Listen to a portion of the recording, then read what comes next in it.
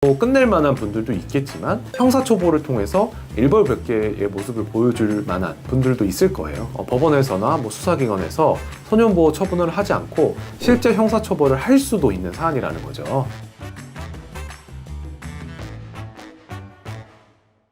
안녕하세요. 상쾌한 배변 배진성 변호사입니다.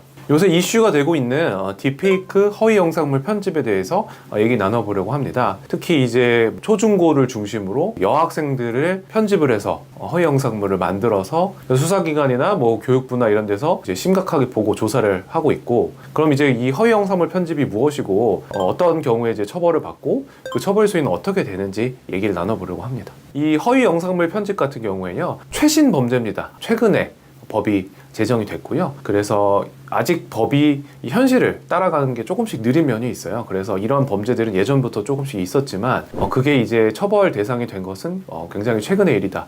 이제 모든 경우에 이런 것들을 처벌하는 게 아니라 배포 목적이 있을 경우에만 처벌을 하도록 하고 있어요. 그래서 근데 이제 지금 문제가 되는 거는 사실은 개인이 이제 그 개인적인 목적으로 편집을 한다거나 이런 개념이 아니라 다수가 들어가 있는 이제 단톡방이라든지 텔레그램 대화방이라든지 이런 데서 그런 이제 합성 사진을 서로 공유하고 만들고 그런 조리돌림을 하고 있다. 이런 상황이라고 보시면 될 것 같고요. 지금 최근 상태에서 더 안 좋은 점은 학생들이라는 점이에요. 이제 미성년자죠. 근데 이게 학생들이 제작을 많이 했더라고요.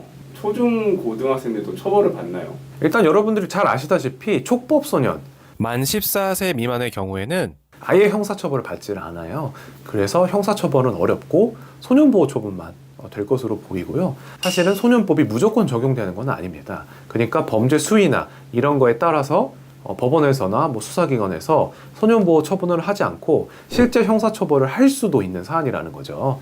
근데 이제 아무래도 대부분의 경우에는 이제 소년보호 처분으로 끝나겠지만, 사실은 이제 소년보호 처분으로 끝낼 만한 분들도 있겠지만 형사처벌을 통해서 일벌백계의 모습을 보여줄 만한 분들도 있을 거예요. 그래서 제가 생각했을 때는 주동자들 같은 경우에는 소년보호 처분 쪽이 아닌 형사처벌을 받는 쪽으로 법원에서 판결을 내리면 충분히 처벌을 할 수 있다라고 생각하시면 될 것 같고요. 사안에 따라서는 이게 아청법이 적용이 될 수도 있는 부분인 거예요.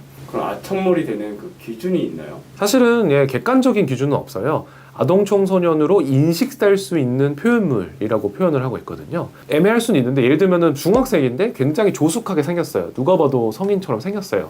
그런 경우에는 사실은 아청물이라고 보기 어려울 가능성이 높다는 거죠. 근데 반대로 고등학생이지만 조금 약간 중학생이나 초등학생처럼 생기신 분이 있을 수 있잖아요.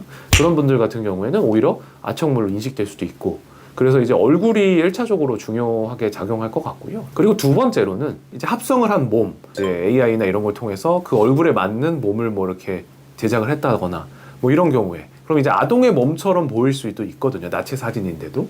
그런 경우에는 사실은 거의 아청물로 인식될 가능성이 높은 거죠.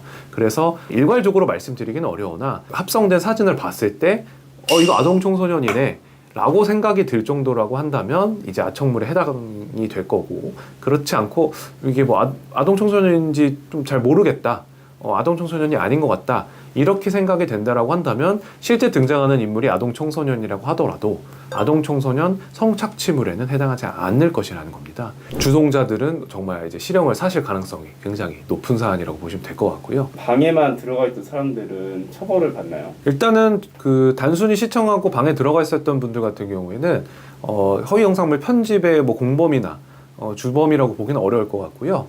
교사범이나 방조범에 해당하는지 여부가 문제가 될 것 같은데요. 사진을 보고 좋아한다거나 응원의 메시지를 날렸다거나 이런 경우라고 한다면 사실은 방조범에는 해당할 여지가 있을 것 같아요. 그리고 또 어떤 사진 해주세요, 어떤 그런 거 해주세요 이런 식으로 나왔다라고 하면은 교사범이나 나아가서 공동정범, 공범에도 해당할 수가 있는데, 사실은 아무 말도 안 하고 그냥 그 카톡방에 들어가만 있었다, 이제 그런 경우에는 이제 방조범에 해당할 수 있을지 좀 의문이 있어요. 왜냐면은 이 허위 영상물 편집 같은 경우에 단순 시청 소지를 처벌하는 규정이 없거든요. 근데 여기서 중요한 점은 이게 아청물에 해당한다, 아동 청소년 성착취물에 해당한다라고 한다면 단순 시청 소지도 처벌을 할 수 있게 됩니다. 그것도 징역 1년 이상으로. 그래서 단순히 그 방에 들어가 있었다라고 하더라도 허위 영상물이 아동 청소년 성착취물에 해당한다? 그러면 여러분들도 시청 소지로 처벌을 받을 여지가 있는 거죠.